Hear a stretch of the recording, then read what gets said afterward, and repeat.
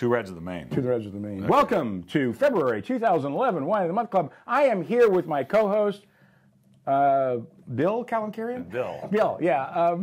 Is that short for Robert? No. It's short for Robert. William. It's short for whatever I say it is.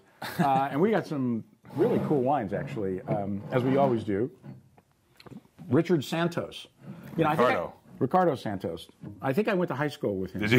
Yeah, I really do. It was a long time ago. Hollywood High with my mom at Hollywood High? No, I wasn't. I wasn't with your mom at Hollywood High, but I could have been.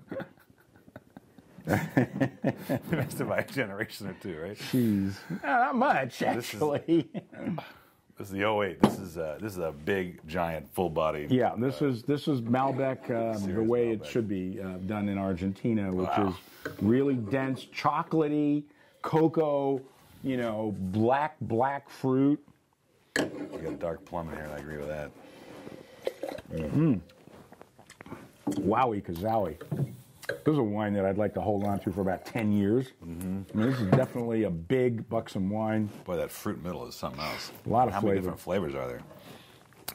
I'm kind of stunned. There's so many things going on there. I think there's about 12 and a half. And actually, I can tell you, this has been open. We opened this probably about an hour ago, right? 2 hours ago. 2 hours ago. It has actually, this is smoother than the one we tasted at the office. Right, yeah, it's definitely a little better. Sure. Yeah, so this is a wine that you need to open right away and then let it sit for a while because it's I just got this wonderful organic vegetal nose on here.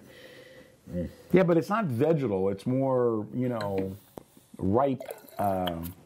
Green peppers and things. Yeah, but it's really, really pretty. And the mid palate is just a lot of complexity in this wine. There's a lot of stuff going on. I can see what you're saying. When that ages, it's going to start to level out, and you're going to pick those things out a little bit. They won't be so obtuse. They're going to kind of. Well, they'll all integrate, and they'll become like more of a flavor. cohesive flavor. Yeah. And what's the price on this one? Oh yeah, I forgot about that. It's $20 on the shelf, $19.99 for the first one, $16.99 for more. I think a great price for that quality of. Because I think all the things are great prices. Well, they That's are my all job. great prices. And the rating would be? I got 91 on here. That's ridiculous. I said I was going to go lower, but I can't do that in this one. This is 94 wine for crying out loud. Jesus. I mean, come on. You know what? It's really incredible bottle of Malbec. It's one of the best ones we've featured. It is. Including the one we just featured in the email special. That was really good too. Okay.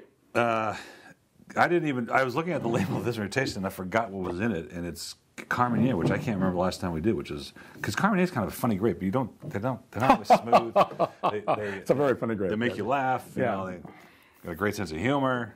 But then you take that 3%, 7% Cabernet Sauvignon, and the whole thing. Oh, the whole thing changes, absolutely. 7% Cabernet Sauvignon and makes it a different wine. Actually, you'd be surprised how much of a difference 7% can make in a wine, depending on how strong the wine is, or the 7% addition. Carmenere is a wonderful grape. It's grown in Chile. It used to be grown in France. They thought it was Merlot for the longest time. And then some pain in the butt came along and looked under its dress and went, no, that's Masciana not Merlot. family? That's not, no, we didn't do that sort of thing. Okay. We were running the garbage trucks. Okay? We were doing protection money. I never used that term. Okay. We were making loans to nice citizens. To the trash company. This had all Carmenere in the nose. You get that greenness, and you get that sort of berries, and I love the green nose of that. Boy, I'd love to have this with a really charred steak, something that's got that little bitterness from the char, and because there's a little. I mean, it's really young. This is a very big, very unctuous wine. It needs some age. It's it might even be off-putting to some people because it's so huge. But wow, it's got a lot of stuffing going on. The boysenberry is good. That's a good thing. Oh, absolute boysenberry. It just reeks of boysenberry. And I like the nose. I love the nose. I think the nose is just it. delicious. One of the nice things about rating wine, or not even rating wine, but evaluating wine, is that if you can smell something in the nose, it's in the wine. Yeah. Because it tastes is 70% smell anyway. So if you can't smell it, then you don't know. I mean, this wine in the mouth is pretty close. Woo! Oh, sorry. I've known him since he was 12, and he's still 12. It's fine. All right, what's the funny? What's the word? What I is got it? 91. No. I got 92 on this. Go, good. It's $22 on the shelf, $19.99 for the first one, $15.99 for more, and I gave it a 92. And what are you going to do, 91? I'm going to give it a 91, but it's 94. Okay. Now, the whites. Bianco. Albemarle Chardonnay. This is really interesting because this is Casablanca Valley, not Coachella Valley. Right. Casablanca Valley Chardonnay from Chile. And you don't think about Chile and Chardonnay, but they kind of do the same thing that South Africa does in terms of the fact that they just don't use a lot of oak, if any. It just stopped me in the tracks, just smelling it. I just went, yeah, I know, it's delicious. wow.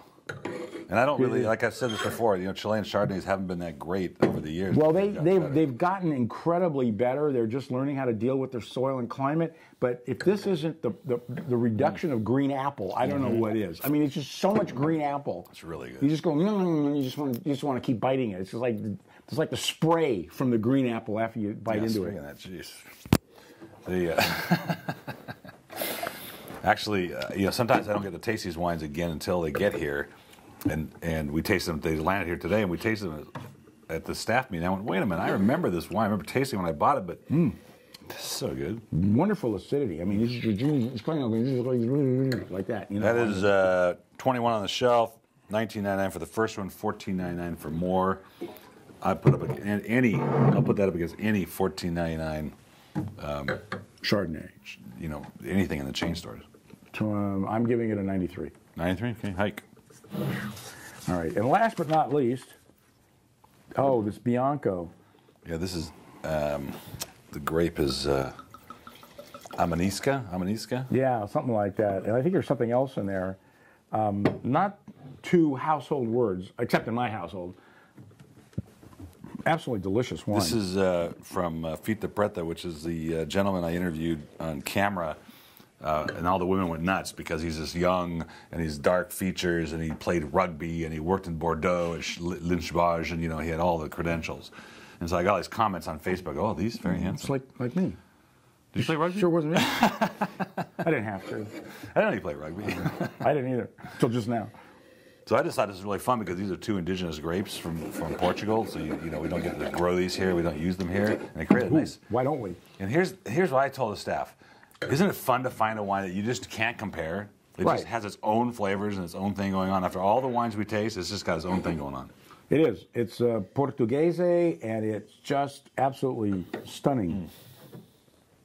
Guys, it has sort of a Albarino sort of that's spiciness exactly what I said to to it. him, but it's not Albarino, right? But it's not Albarino, which is fine, and which is interesting because it comes from Portugal.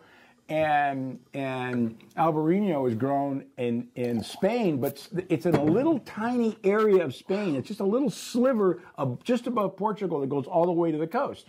And like I said earlier, it's really damp and wet, and most grapes can't survive that kind of temperature and that kind of humidity, but Albarino does. So I don't know what the growing conditions are of this grape, but it is just really fabulous. Fun. Really fun, and the fact it's been open has helped it a lot. Since there was a little CO2 in there when we tasted the staff, and it's gone. That's now. carbon dioxide, little gas. It's like a little spritzy, and pursuant to that, by the way, don't think that whites can't age. I mean, they do get better. Yep. And I think this wine could actually improve 2 or 3 years in the bottle.